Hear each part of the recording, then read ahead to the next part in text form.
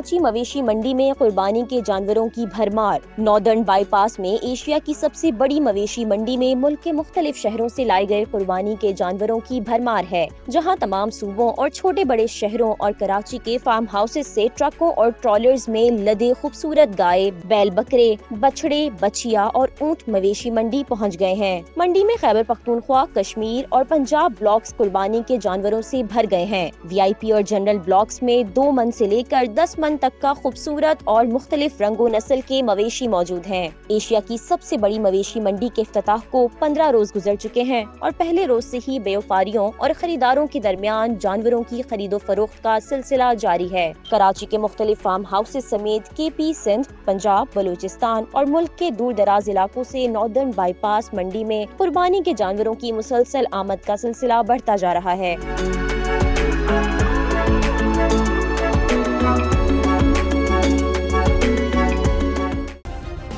Subscribe करें और bell दबाएं ताकि कोई खबर रह न जाए।